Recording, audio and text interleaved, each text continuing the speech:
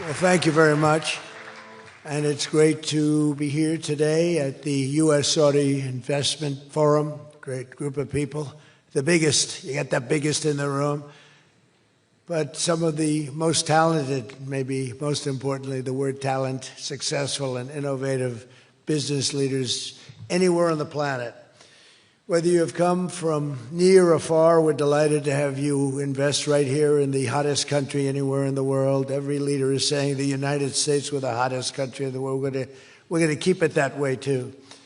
But this has been, according to those that seem to say it, and I will say it, I would never say a thing like that because I want to be very modest. I always want to be modest as I can. They say this has been the best 9 months that any president has ever had. I'd say that's pretty good, right? But we've had a great 9 months. Now we have to do it more than a few more times. We just have to keep it going. We'll keep it going. I want to thank my friend, a great gentleman, Crown Prince Mohammed of Saudi Arabia, for his bold leadership and deep commitment to the ties between our two countries. Thank you. Thank you. Great gentleman. Yesterday, we had a phenomenal visit at the White House celebrating the 80-year bond between the United States and Saudi Arabia. We ended with an unbelievable show last night in a room that was far too small, but the next time you're here, you'll have a much bigger room. It's going to be much bigger. I made more enemies last night by not, we had 119 people. That was a record for the room. So they've wanted for 150 years. They've been clamoring for a ballroom at the White House, and we're giving them one. We're giving them 1+, and it'll be something. But you'll be here. You'll be among the first, if not the first, if you'd like. You know, we'll work it out. But you had a lot of people that wanted to be there. They really would have witnessed something that was really incredible. The entertainment last night was incredible, including our great opera singer, but including the military. The talent and the military musically is also incredible. So it was great to be with you last night. I think it was something to behold. We officially designated the kingdom yesterday as the major non-NATO ally. That's a big deal. That's actually a very big deal.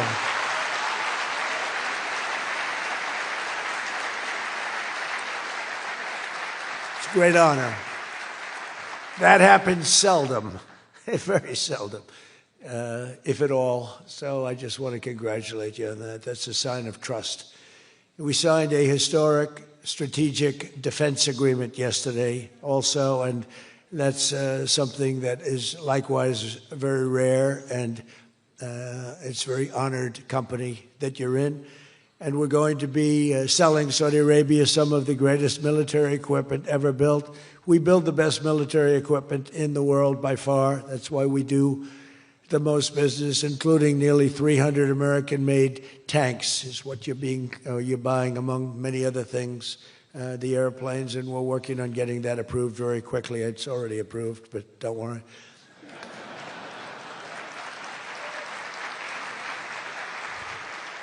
We have to go through a process. The process will take, Elon knows, the process will take about, would you say 24 hours? I think so. You're in good shape, very good shape.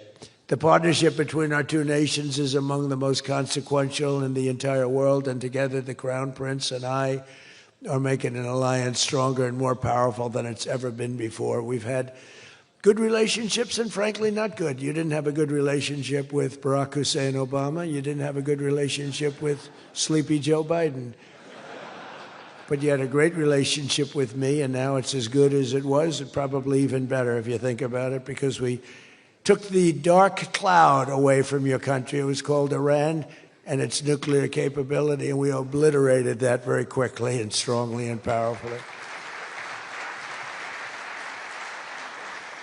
But that was a real cloud over the whole Middle East, and now they want to make a deal. They want to make a deal. They want to see if they can work out a deal with us, and we'll be doing that probably. But that was a terrible cloud that you had to live with for a long time. 22 years they were thinking about doing that. The B-2s. That was even before the B-2s. Those B-2s, what machines they were, they flew in, they were undetectable, and they dropped their payload, and every single bomb hit its exact mark, which was a shaft going deep into the mountain. And every single one of them hit, and it was total obliteration. And then I was criticized by some of the fake news for saying the word obliteration was too strong, perhaps. They had no idea. Nobody saw it. 3 days later, when the Atomic Energy Commission went, they said it was total obliteration, beyond obliteration, they said.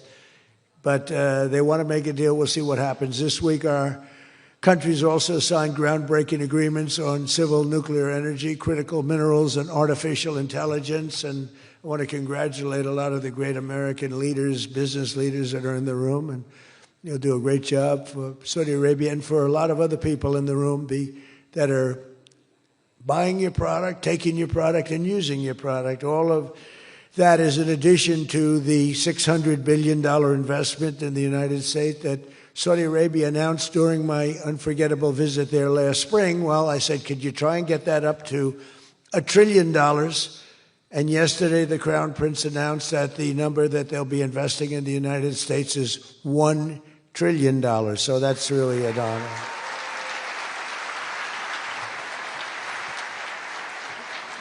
And we just took a picture backstage with some of the great business leaders and some of the great people, friends of mine from your country, and beautiful picture. And while we were taking the picture, I said, could you make it 1.5 trillion? So he's got something to think about. I don't know. We'll get something. I think we'll get something, Scott, right?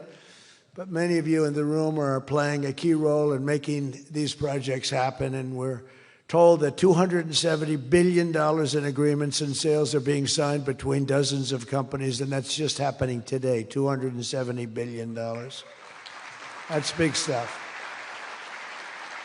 So on behalf of the thousands of American workers who I care about most, I want to thank you for bringing all those jobs and all those great opportunities to America and bringing great wealth to America. We've become a very wealthy country. We have a couple of little things. We're waiting for a decision. We hope that's going to be good, but if it's not, we always find ways, we find ways, but we've done things that nobody thought were possible, and we're taking in trillions and trillions of dollars. Tariffs have been, frankly, the best thing that's ever happened to our country. They've always been used against us, and we never had people that were smart enough to use them in the opposite direction.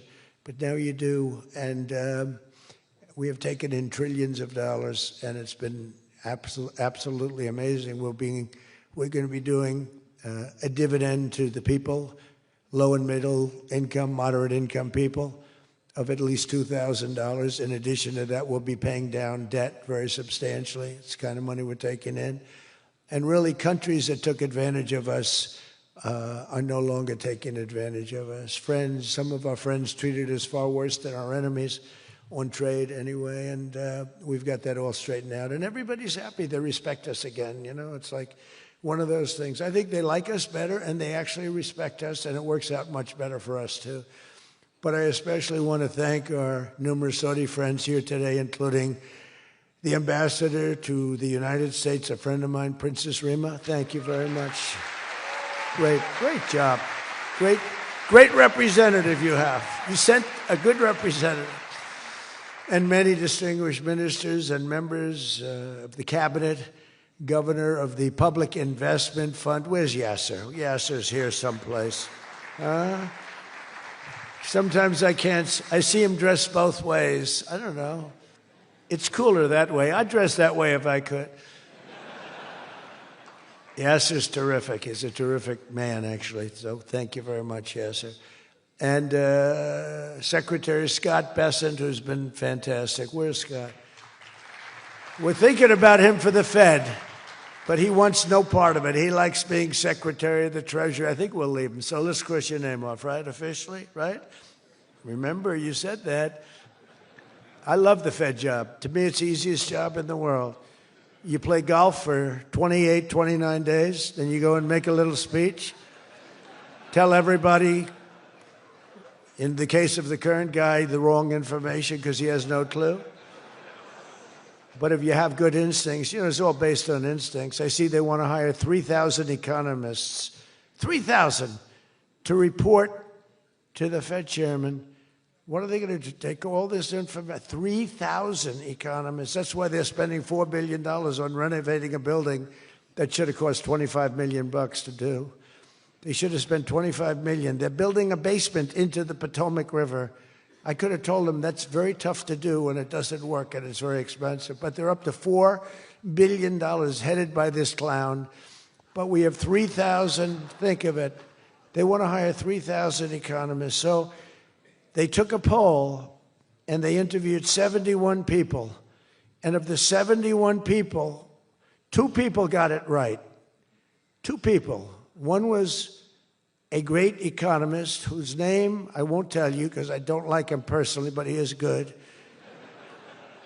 And the other one that got it the most right was a man named President Donald J. Trump. Do you believe it? Everyone else was wrong. And I didn't have an economist. Well, I had Scott. But we got it right, didn't we? Huh? We got everything right. Doug Burgum, where's Doug? Will you please drill a little bit faster? Between him and I'll tell you, you and Chris was great on television, and he's setting records. They're setting records, but I'll never be satisfied. Drill, we got elected. Drill we must, I called it. Drill, baby, drill. Con Edison, a great utility from New York many years ago, they used to have it said, drill we must and dig we must. So when they were digging in a road, they'd have a sign, dig we must. Well, now we're putting those utilities to shame because I'm allowing all of those AI plants that are being built to build their own electric generating force, and they're building them like nobody's ever seen, and they're coming up with ideas and new contraptions like nobody's ever seen. And this way they can't blame me for not producing electric. I said, you produce it yourself. And actually they didn't believe I was saying that because nobody ever thought of a thing like that. They're building a massive plant. They were going to hook it up to a 200-year-old grid. And that wasn't going to work because there's no way of doing that. No way we could have done that. And I had the idea. This was my idea, approved by a couple of people. I said, why wouldn't that happen? They're building a plant for $50 billion. If you build a shopping center for $50 million, it's okay. It's not a bad shopping center. $500 million, you're talking about top of the line. $50 billion. So when it was first explained, they're spending $50 billion. I said, no, you mean 50 million. No, sir, we mean 50 billion. And then I saw some of them that were the size of Manhattan. I said, they did mean 50 billion. And I said, well, what you're going to do is with that, how would you like to build your own electric generating plant? And they looked at me like I was crazy because something like that, they really didn't understand it. The smart guys, they didn't understand it. They said to me at the next meeting, sir, the biggest problem we have will be electricity. I said, you don't understand. I told you last week, you're going to build your own. I'm giving you approval to build your own plant, and you will be approved within a period of 2 to 3 weeks. It used to take 20 years prior to termination. In other words, you would wait 20 years and you wouldn't make it. You'd be voted down 5 to 4. I said, we're getting you approved in a 2-week, 3-week period. In fact, Lee Zeldin, one of the superstars of this administration, I said, Lee, if it's oil and gas, get them approved in 2 weeks. If it's nuclear, add another week. Because some are going nuclear, and they're doing, be careful. They better be careful. But they are going to be careful. They're the greatest people in the world. So now they come back, and they actually believed it. And now they're being approved rapidly. And we have things being built, the likes of which nobody's ever seen. We're leading China by a lot in AI. And we're also bringing auto plants in from Canada and from Mexico. They took them, and they're all coming back. They're all coming back because of tariffs. If we didn't have tariffs, I mean, they like the fact that we won the election by a landslide on November 5th. That helped. But they're all coming back, and they're coming back from Germany and Japan. Toyota just announced, as you know, $10 billion worth of new plants. They just announced it last week. I went to various countries, and Japan was one of them. And Toyota's coming in with a $10 billion investment in 4 or 5 plants. Now, we're going to be more advanced than we were. So we led the car industry like 100% 50 years ago. We led the chip industry 30, 40 years ago. We had 100%. Then people came in and started taking it. I don't blame them. Taiwan, et cetera. They took 100% because we had no president that protected our industry. If we would have said, it's wonderful that you're going to Taiwan, we think it's great, but when you sell your product back into this country, there will be a 250% tariff. Nobody would have left. Nobody would have left. And Intel would have been a giant. Intel would have been, where's Jensen? Intel would have blown, well, he now owns a big chunk of Intel. He's got it figured all different ways. Where are you, Jensen? Stand up. You have done such a good job. And you had a good 2 days, I understand, right?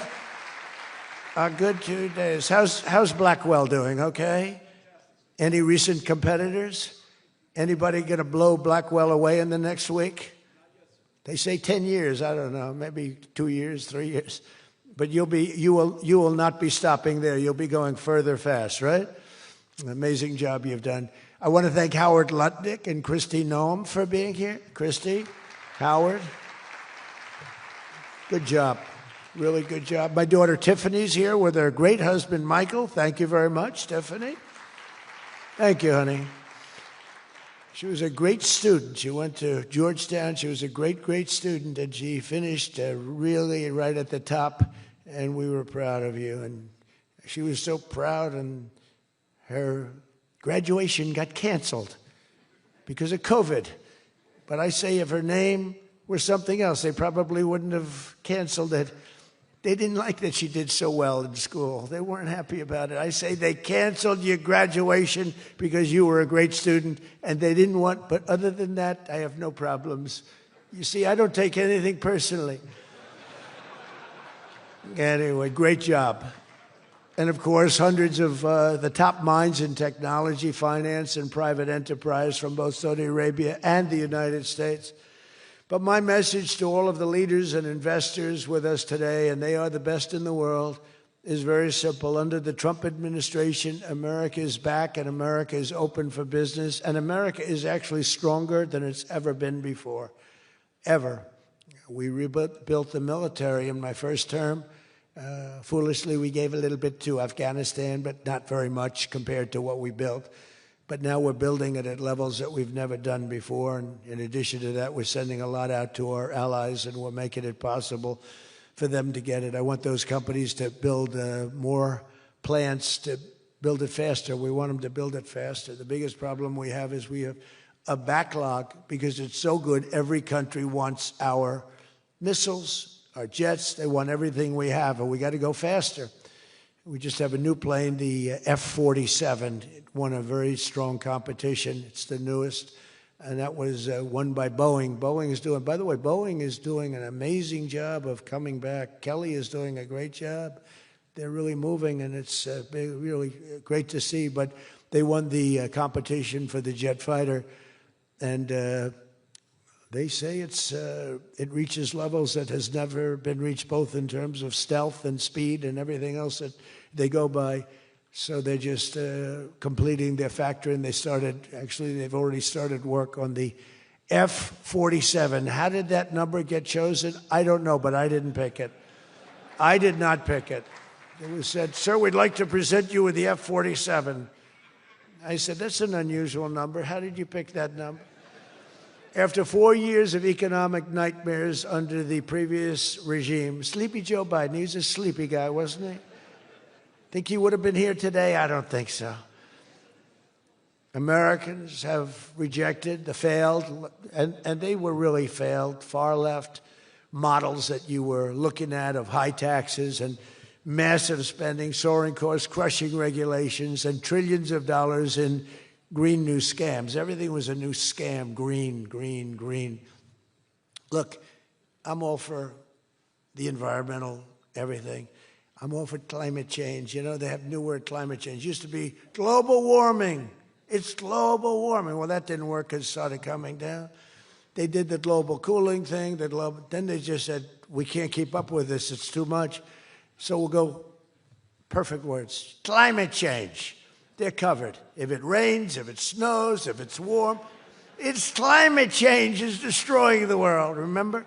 The world was supposed to have been gone 2 years ago. They gave us 12 years, Howard, to live, right? 12 years. But that was 14 years ago. The world was going to burn up, but it got actually much cooler. They know these people. It's a little conspiracy out there. We have to investigate them immediately. They probably are being investigated. Their policies punished success, rewarded failure, and produced disaster, including the worst inflation in our country's history. We had the worst inflation in history, and now we have a beautiful normal inflation. It's going to come down over the next few months a little bit more, but we have a nice normal inflation. We had the highest inflation in the history of our country. 9 months ago, our country was dead. But now America is the hottest country anywhere in the world. We're the hottest country. I don't care what country you're with. America is the hottest country considered. And we did this in a period of 9 months. We're a little longer than that, but it took me about 2 weeks to get started. We're rewarding those who build and create, invent, and invest in the USA. And you know, our tax, our big, I call it the great big beautiful bill. It's the biggest bill ever passed in the history of Congress. And Scott and I and all of us, we sat down and we said, let's do it, along with the Speaker and John Thune and everybody, said, let's do it all in one bill. And a lot of people were totally, they said, you'll never get it approved. And we didn't have a huge majority. We had a huge presidential win. We won everything. We won all 7 swing states. We won the popular vote by millions. We won everything. But the one thing, we won one, it's called districts. The country has districts, and we won in terms of districts 2,750 to 550. And that's the most, that's why when you see the map of the election, it's the whole country, it's all red, and it's pretty amazing. 2 little blue streaks on the right and on the left, and they're very little and getting smaller. But it's been, you know, it's been pretty amazing. But in 4 long years, Joe Biden secured less than $1 trillion. In 9 short months, I've secured $18 trillion to rebuild our factories, create hundreds of thousands of jobs, and bring back those beautiful words, made in America. So think of that.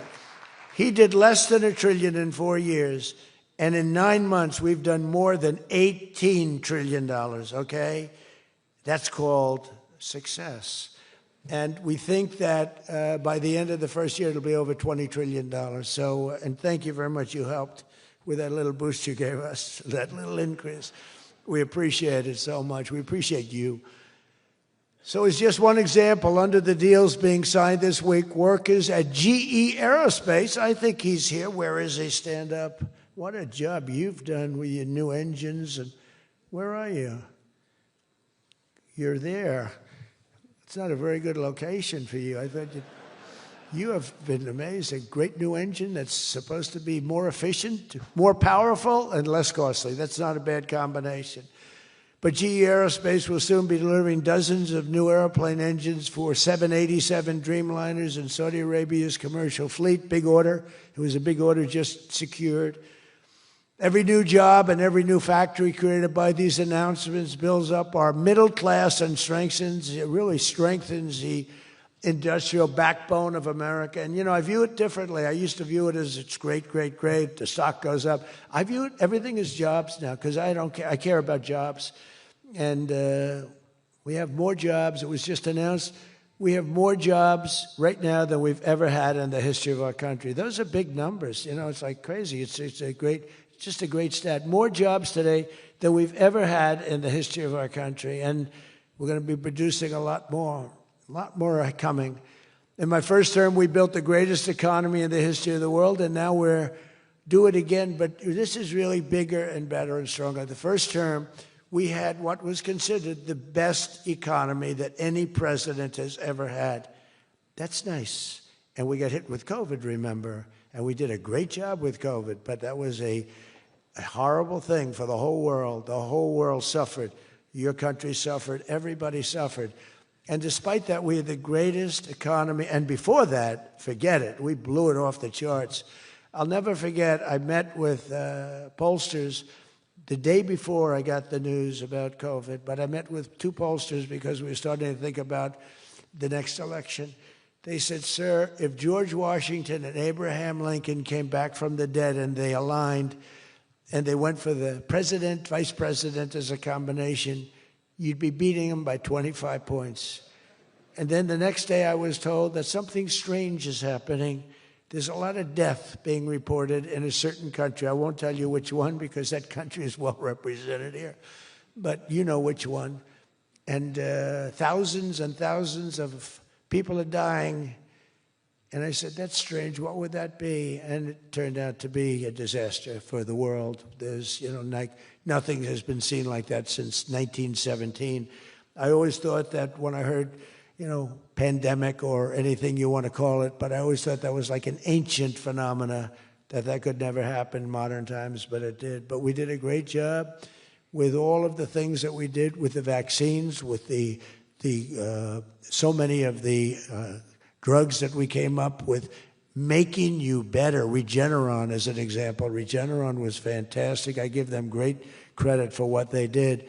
But we did great, and then we started doing the gowns and the masks and the goggles and the ventilators. We were sending ventilators all over the world. We became the king of ventilators.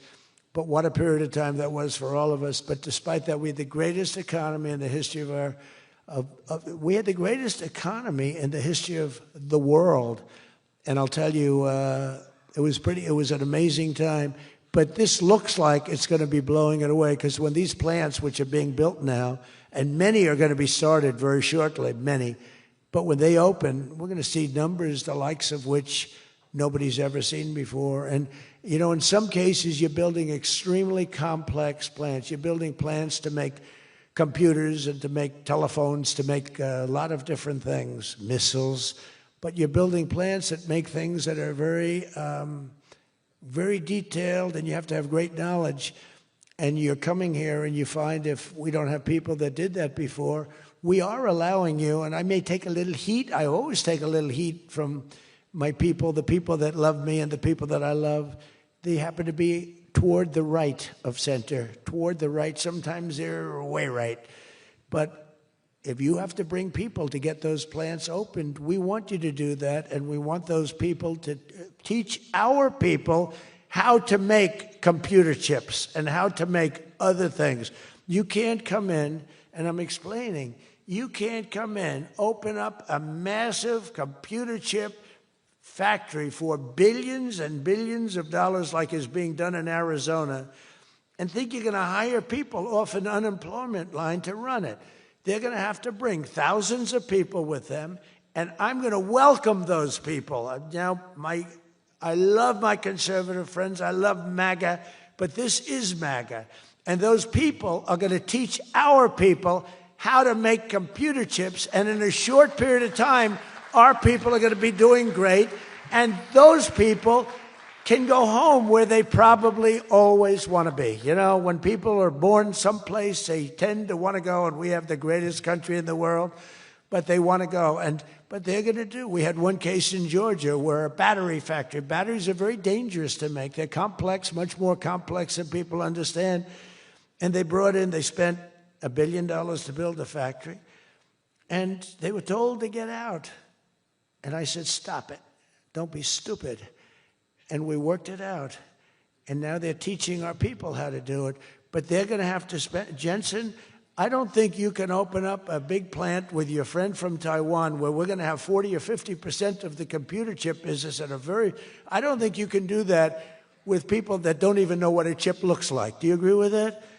So somehow, the people that are against this are really, really smart.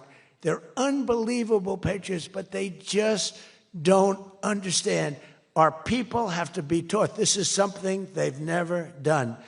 And we're not going to be successful if we don't allow people that invest billions of dollars in plant and equipment to bring a lot of their people from their country to get that plant open, operating, and working. I'm sorry. So my poll numbers just went down, but with smart people, they've gone way up. They've gone way up.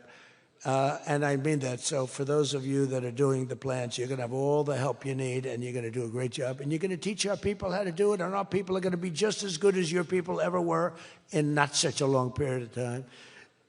Since the election, the stock market has set, and this is a little more than 9 months, 46 all-time record highs. And the growth is now amazing, and it's lifting up the Americans and American economy like nobody's ever seen before. It's the biggest. There's never been a period of time like this. Wages for hourly workers are rising at the fastest pace in 60 years, and real wages for construction workers are up $2,200 a year, and that's good, and that's spending. They're going to spend. They're going to buy many of the things that you're making. In 9 months, we've lifted over 600,000 Americans off food stamps, and that's happening rapidly. You know, when we had the problem 2 weeks ago on the SNAP, and they talked about all of this, the numbers. So when I left, which was a rigged election, by the way, but that's okay. You know, they used to go crazy. I'd say rigged, nobody complains anymore because now they realize it was, and it's been proven, and it continues to be proven. But when I left, that number was $7 billion. Now it's $47 billion. That's Biden. So if you think about it, if Kamala, who's the same basic thing, grossly incompetent, he was incompetent, they're all incompetent because their policies are incompetent. Open borders, men playing in women's sports, transgender for everybody. I mean, they got the worst policy. I don't talk about it too much because if I talk about it, they might change. So, no, I don't talk about it. I tell people, don't talk about it. Wait till 2 weeks before the election and hit the hell out of them. Right? We talked about that, right, Elon? He said, we wait 2 weeks before. It's almost like you're at a war. Don't shoot yet. Don't shoot. Hold your fire. The enemy's rushing. Hold your fire. Don't shoot. Okay, now you can go. 2 weeks before. But I watched a guy the other day, a congressman, fighting for men playing in women's sports. And the new weightlifting record for a certain weight was just set. The man was 119 pounds higher than a woman champion who was a phenomenal champion. Beat her by 119, and he was an average lifter prior to transitioning. A lot of the Saudis are sitting here saying, what the hell is he talking about, transition? They don't do a lot of transitioning. They're sitting here, the Saudis are saying, what is he talking about? They're saying, what do you mean women are playing against men? No, that doesn't happen, does it? Yeah, it does. These people are crazy.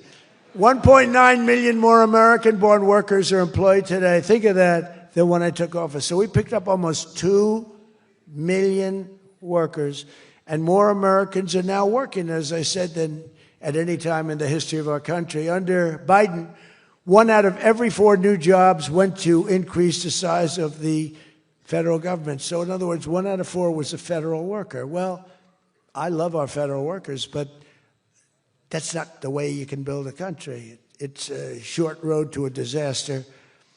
Under my administration, 100%, think of that, of all new jobs created came out of the private sector.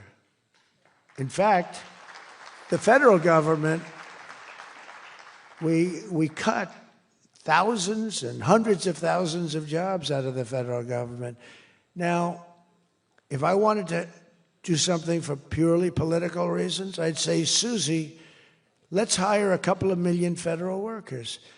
And you know what happened? Unemployment is unbelievable. We don't do that. They did that. They used to hire workers in order to fudge up the numbers. The federal workers. By the way, Susie Wiles, most powerful woman anywhere in the world by the biggest, most important magazine. Susie Wiles, she had a father, Pat Summerall, the great announcer, football. He was a great football player, became an even greater, the voice of the NFL, and he was supposed to be a tough cookie, and I believe it 100%. Most powerful woman in the world. She can take out a country, take out a country with one phone call. That's power.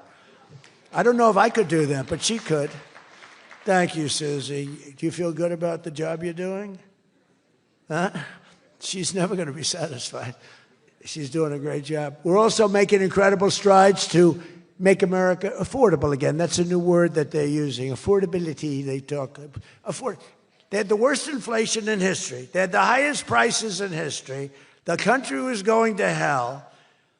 The only thing that we're going up in is our stock market, okay? The only price that we really have, I mean, we're bringing prices down, but they came up with a new word, affordability. And they look at we were all about affordability, and everyone assumes that that meant that, no, their prices were high. If you look at the numbers, since I took office, core inflation is now below 2.7%. It was at numbers that nobody had ever seen before with them. Walmart just announced that the cost of their standard Thanksgiving meal is reduced by 25% this year from last year. So they make, look, the Democrats, I don't know, some of you are probably liberal Democrats. I don't know about in your country. I don't know if you know that word, liberal. The word liberal doesn't exist. But they have a new word now. You can't use liberal. You have to use the word progressive. And I don't like using it. It's a beautiful word, progressive. Progressive, that's not them. They're regressive. No, they're regressive. Think of it. So if I don't get in, we have $20 trillion. Let's say she gets in. Instead of $20 trillion, you'd lose $10 trillion, and your welfare and other benefits would go up by 30%. Look at SNAP. Look at what happened there. From 7 million to 47. From 7 billion to 47 billion, it would be that. So we would lose business, countries and companies and people would flee our country. They would flee, and all of the other things would go up. In other words, would end up with a shell of a country, and I'm being nice when I use the word shell. This country would have been in big trouble, and I don't want to get him in trouble. But that gentleman right there, the most respected man in the room, that's today because we're here. Most respected man, I have to say that. Don't worry, when I'm with other countries and the leaders sitting there, I say the same about them. Don't worry. Don't get carried away. No, the most respected, one of the great leaders, he told me when I was in his country, he said, and I use it all the time. Sometimes I refer to him because I have great respect for him. I figure it sells better. But he said exactly these words. He said, it's amazing what you've done. 1 year ago, your country was dead, and now you've got the hottest country in the world. You were the first one that said that. And I've used your name hundreds of times. I use your name, I say, that king of Saudi Arabia said. But anyway, but it's true. We were a country that was in really bad trouble. We were a country that would have been dead, I believe, within a year or 2 years after the election. We were headed in a very bad direction. And now we're headed in the best direction, I think, that we've ever been headed. According to the USDA, Turkey is down, think of that, 33%. And I'm not talking about the country of Turkey. He's doing fine. Erdogan is doing good. Just want to, I don't want him calling me. I'm not down 33%. He's a friend of ours. We got to take care of our friends. Since March, egg prices are down 86%. Think of 86%. Many other prices are down in a similar number. When I first came into office, my first 3 days, I had a news conference, and they started screaming at me. Those people, that's a lot of people back there. Look at all the fake news. They started screaming at me, eggs, eggs. I didn't know anything about it. I said, what's going on with eggs? They're up quadruple. I said, I've only been here for 3 days. And we'll work on it. And we got them down very substantially. They said, don't buy eggs for Easter. At the White House, we have an Easter egg hunt. We buy thousands of eggs. People come from all over, thousands. They asked me, sir, would it be possible this year to buy plastic eggs? I said, I'm not buying plastic eggs. The kids are going to pick up an egg. They're going to, what the hell kind of an egg is this? And we bought maximum number of regular eggs, and we got the prices. Brooke Rollins did a great job, Department of Agriculture. She did a fantastic job. And eggs are way down now. Mortgage rates are down despite the Fed. Scott, you got to work on this guy. He's got some real mental problems. No, there's something wrong with him. It's just sweet. I'll be honest, I'd love to fire his ass. He should be fired. Guy's grossly incompetent. And he should be sued for spending $4 billion to build a little building. I'm building a ballroom that's going to cost a tiny fraction of that, and it's bigger than the whole thing put together. You got to work on him, Scott. The only thing Scott's blowing it on is the Fed. Because the Fed, the rates are too high, Scott. And if you don't get it fixed fast, I'm going to fire your ass, okay? I can't tell you, Scott, sir, don't fire him. Sir, please don't fire him. He's got 3 months to go. Don't fire him. I want to get him out, Scott. Please. He's the voice of reason. You're very lucky you have him, I'll tell you that. Done a good job.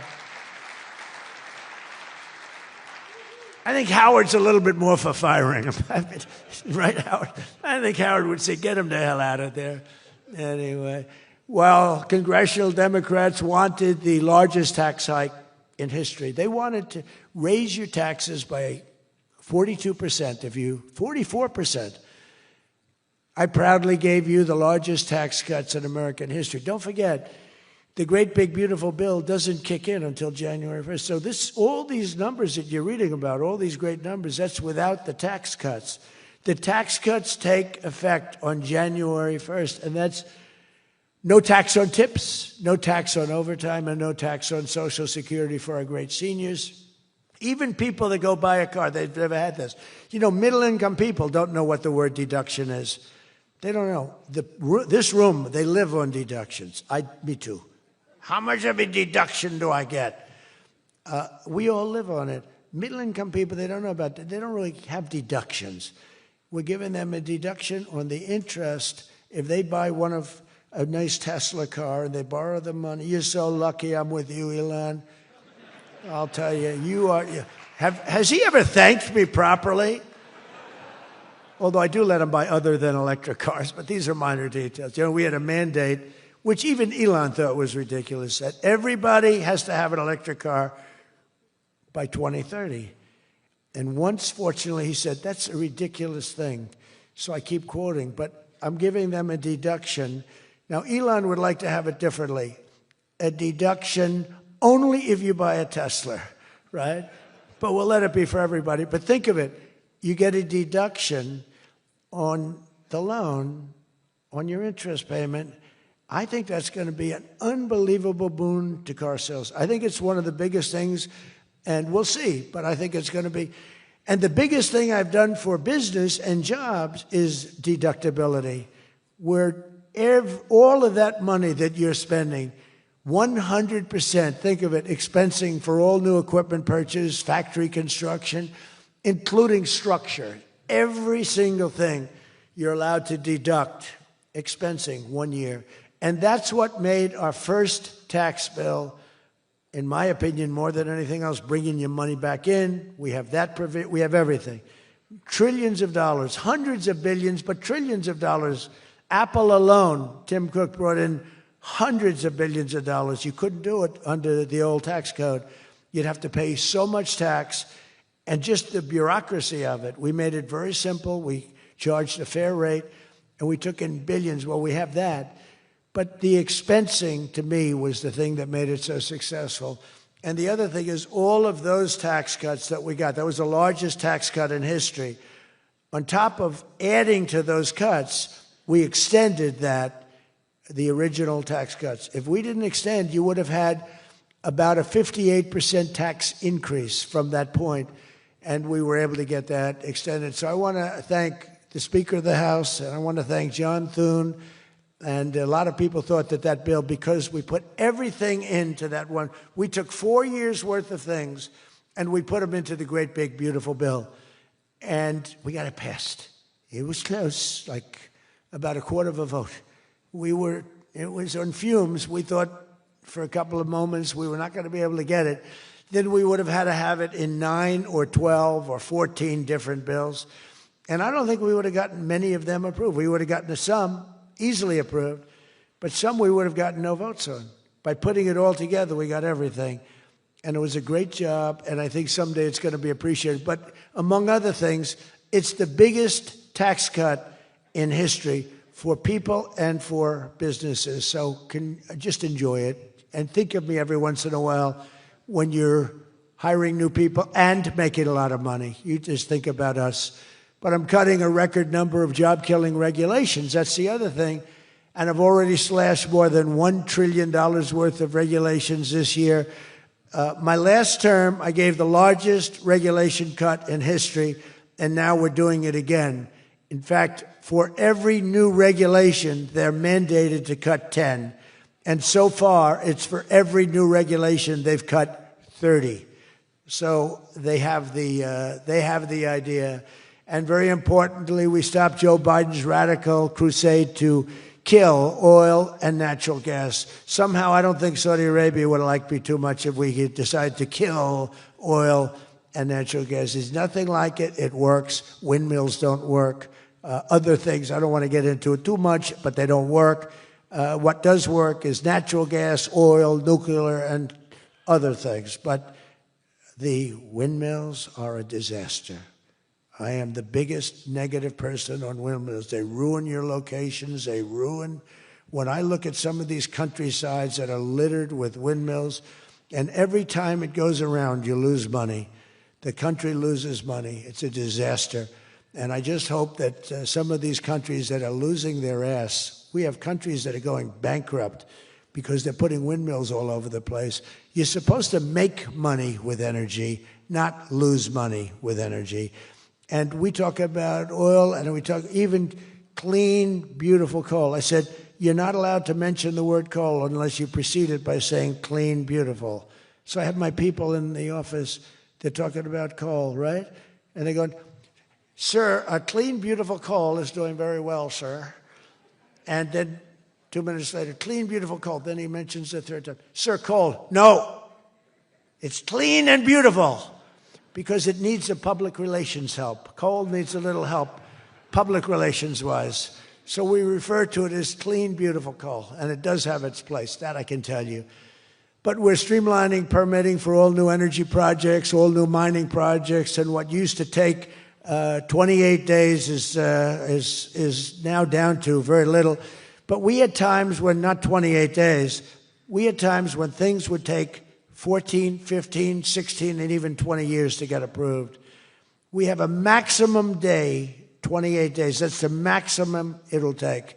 It'll never take more. You can come in with $1 trillion factory. You can come in with what it takes, a maximum of. You don't have to go years and years and years, be abused by bureaucracy. If you build a plant now, you're going to have your plant done within 28 days. And a lot of you are all, because I see everyone shaking their head, you're all agreeing. We're getting you approved by very smart people quickly. You know, when you used to walk in with plans done by the best engineers in the world, thousands of pages, and drop them on some guy who's been there for 28 years approving environmental impact statements, and he's looking at pages that he's never seen, and he's supposed to approve it. He has no idea what the hell is in those pages. So we know what we're doing. We're going to get maximum is 28 days. That's why we have so much under construction, and people can't believe it. They can't believe it. And again, remember what I said, most important thing, you're building your own electric plant. You're really becoming a utility in addition to doing what you're doing. But you're building all of the excess, all of that energy, all of that electricity is being built. And your excess electricity, you can sell back to the federal grid. So we even make it there. Under the deals being signed this week, the world's two leading energy superpowers, America and Saudi Arabia, are partnering on energy like we've never partnered before. American Saudi companies represented here today are joining on liquefied natural gas, infrastructure, constructions, and making both of our energy sections. I mean, our sectors are becoming so strong. Just a quick story. In Louisiana, when I first time I got there were two massive LNG plants. One was under review for 14 years and was being rejected. The other one was for 18 years. The people in Louisiana, Doug, you know exactly what I'm talking about. And one was $20 billion, one was $24 billion, like the biggest things, like 3 Empire State Buildings lying on its side. It was massive. And I said, whatever happened with those plans? Well, sir, they're under review. How long has it been? 14 years and 17 years. And they had given up. Massive investments were being made by other countries and the richest people. They couldn't get them approved. I got myself involved. Right, Doug? The first one, I got approved in one day. The second one, I got a little cocky. I took my time. It took me 1 week. And they're both operating today, and they're tremendously successful. I got one. Think of it. After 14 years, I was in office. I got involved. I got it done in 1 day. And it's been a tremendous success and made a lot of money for our country and for a lot of other people. And the other one took 1 week to get done. That one was under review, I think, for 14 or 15 years, both of them. So I'm very proud of that, actually. I also proudly ended the ridiculous Biden-era restrictions on artificial intelligence, and we will work closely with friends and partners like those in this room to build the largest, most powerful, most innovative AI ecosystem in the world, and we are going to work it so that you'll have a one approval process, not have to go through 50 states in the United States. You know, you can't go through 50 states. You have to get one approval. 50 states is a disaster because you have one woke state and you have to do all woke. You'll be back into the woke business. We don't have woke anymore in this country. It's virtually illegal. But you'll have a couple of wokesters, and we don't want to do that. We want to get the AI done, and I'm working with David. David's done a fantastic job. If he's here, I think he is. He is. Thank you. David's done a fantastic job. But we want one approval, one, and hopefully you have the right guy in the federal government. Hopefully you have the right president, but you have one approval, one approving body, not 50, not, hundreds of people all over the country looking at what you're doing. And basically you're forced to take the worst and the most onerous, right, Jensen? Are you happy with that, Jensen? Thank you. If Jensen's happy, I'm happy. But what's very important, we have to do that. And we have a couple of very good, very well-meaning senators that think every state should have a right to approve. We're not going to do that because that will not allow you to do what we have to do. And we'll get that straightened out. Together, the United States and Saudi Arabia are unleashing really the most incredible new prosperity together. And we're also making history and forging peace. And I've settled 8 raging conflicts, 8 wars. I've settled 8 wars. I have 1 to go. You know what that one is. I thought that was going to be my easy one because I have a good relationship with President Putin, but I'm a little disappointed in President Putin right now. He knows that. I thought that was going to be the easy one. I settled 1 war, 36 years. I got it done in 1 day. I had another one, 32 years, millions of people killed. Even Congo and the Rwanda, they had 10 million people killed. It was out of control. I got that settled.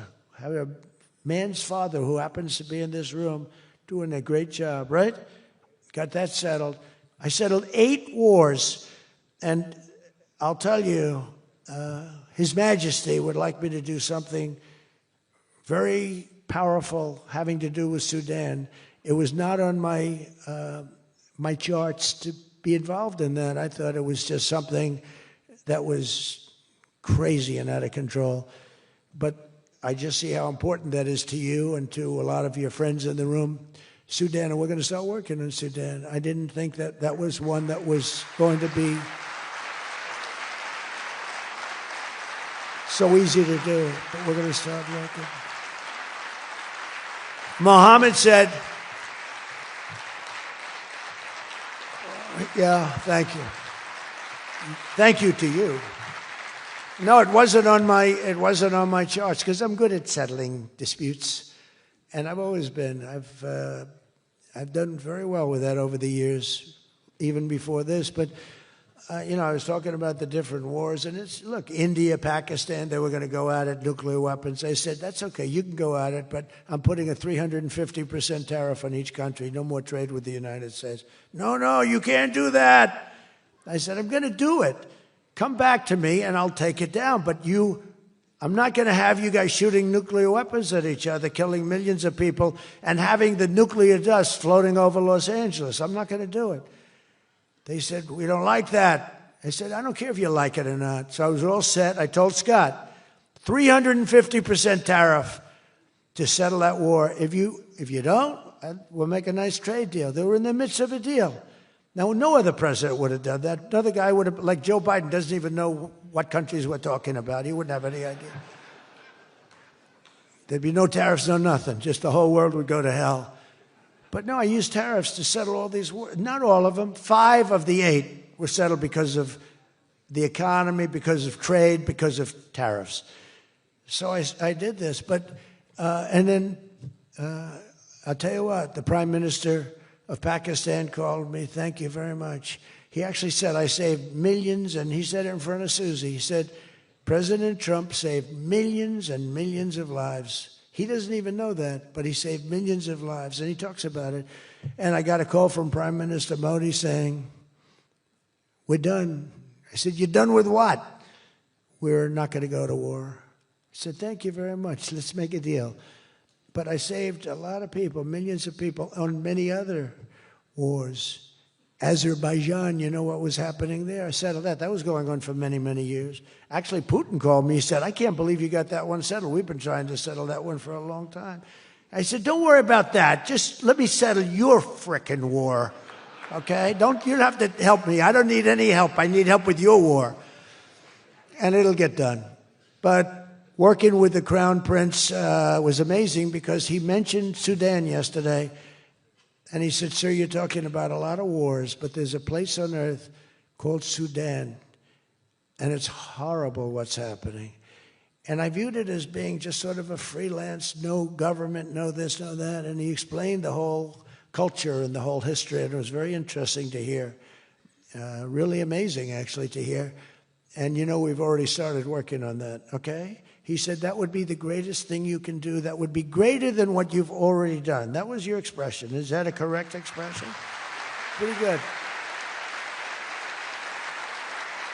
So we're working on that. We started about 30 minutes after you explained to us the great importance of that. I view it differently now than I did just a day ago. But we also... as you know, we had a historic ceasefire. We ended the war in Gaza. And 2 days ago, incredibly, the United Nations Security Council backed the Trump peace plan. And we have a great peace plan. We have peace in the Middle East. This is a strong peace, too. They say, oh, it's tentative. It's not. This is a very strong peace. We have 59 countries signed on.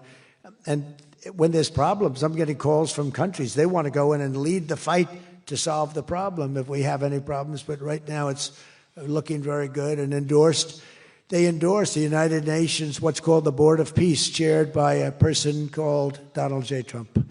I accepted the chairmanship. They asked me to be chairman. That's what I needed. It's just a little more work, but it's a great honor. That'll be the greatest board ever assembled. When you see this board will blow every board away. And I believe we're going to be lucky enough to have the Crown Prince be a very distinguished member of the board. But we're going to have the heads of the Board of Peace. And I think it will go long beyond Gaza and the Middle East. I can see that going long beyond.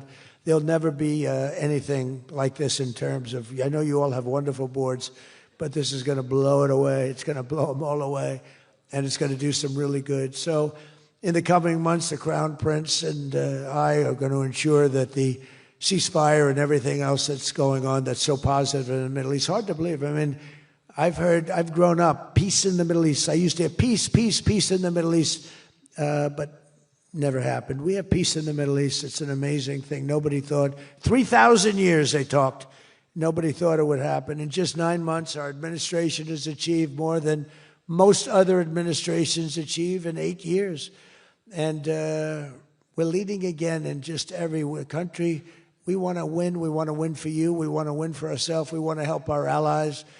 We want to change our enemies. We want to change our enemies. I'm being nice when I say it that way, but we want to change them. And if they don't change, we're going to be nasty. But hopefully we're not going to have to be nasty. But we want the world to prosper. We want the world to be safe. Our alliances are flourishing like they haven't before. And, you know, they're respecting America again. They didn't respect us. We were like a bunch of stupid people. We had a president that couldn't get up and talk, couldn't walk up a flight of stairs. We had people that didn't know what the hell they were doing. We were an embarrassment all over the world. but now we have people that are respected at levels that we've never seen before. So I just want to tell you that this is a group that I respect. I read every single name of every single person sitting in each and every seat, and I either know you or I know of you. This is an amazing group of people, and it really is headed by that gentleman sitting right smack center with 2 seats in between him. He wants plenty of room. And he's going to be the king of Saudi Arabia right now. He's the most distinguished gentleman. He's my friend. And thank you very much for what you've done for us, and we will always be with you. Thank you, Mohammed. I appreciate it. Thank you, everybody. Thank you very much. Thank you.